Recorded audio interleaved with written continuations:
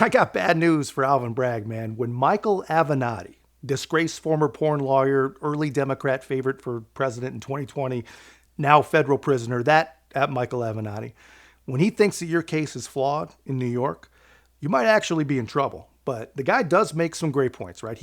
Now that he's had a look at the law from the other side of the table, his perspective is that the deck is stacked against criminal defendants in the U.S. And I will tell you that I agree with him. I mean, just the federal government alone has 23,000 pages of over 3,000 laws that they can dust off at any time to fit almost any person in any case. You know, we see this in the Jack Smith January 6th case.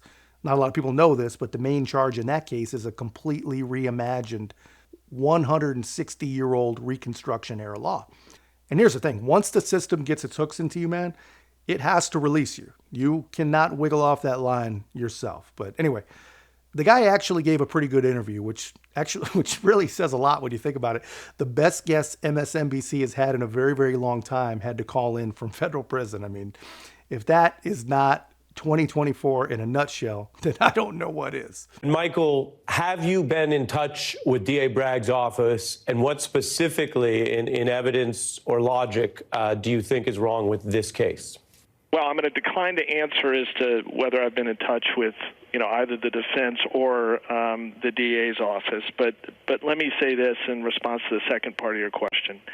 I think the case has a lot of problems.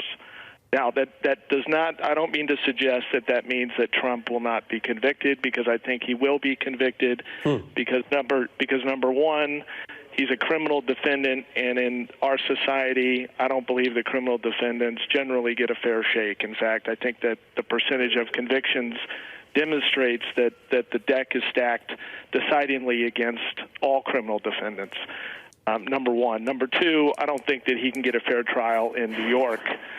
And to the people who claim that, in fact, he can get a fair trial in New York with a New York jury, I would ask them if they were to go to sleep tonight and wake up tomorrow and find out that the case had been moved to Mississippi or Alabama, would they still think that the trial was going to be fair? And I think if they were being honest, they would answer no. So I don't think he can get a fair trial in New York.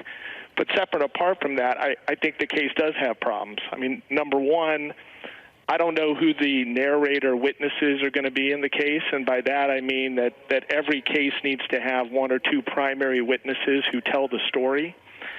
From my perspective, I surmise that the DA is going to use potentially Michael Cohen or Stormy Daniels for that purpose, and I think that has the potential to be a disaster. Michael Cohen is and I've never been a fan of Michael for various reasons. He's a serial liar. He's shown himself to be incapable of telling the truth. His legal acumen leaves a lot to be desired. I mean, let's just say that if Learned Hand or Clarence Darrow had a love child, it certainly wouldn't be someone like Michael Cohen. Yeah, I mean, the guy makes some absolutely great points. The case absolutely does have problems. Michael Cohen, another MSNBC superstar, the guy cannot possibly be considered credible. I don't care how much you hate Donald Trump. I don't care how much you want to believe him. I don't care if you're his freaking mother. The guy cannot be considered credible. So that's a problem. But another real problem, I think, with the Alvin Bragg case in New York is no one understands it. And no one understands it because it really doesn't make any sense. I need to do a full video on this, but basically, they found a creative legal trickery way to turn one misdemeanor that was out of the statute of limitations. They took that misdemeanor and turned it into 34 new felonies through a very, very creative and unintended legal trick, right? And they still haven't fully explained how. There is an alleged other crime that, the payments were supposedly in furtherance of. Well, that hasn't been disclosed because the DA says he isn't required to disclose what the other crime is. A lot of problems. But anyway, a lot of people believe that Trump will be convicted in New York, right? Just based on the population.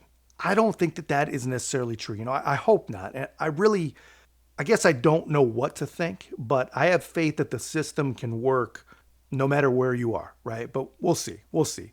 That guy made some pretty fantastic points for sure, but that's just my take, guys. Let me know your thoughts in the comments. If you haven't already, be a part of our growth. Make sure to like, comment, subscribe. Most importantly, share the channel.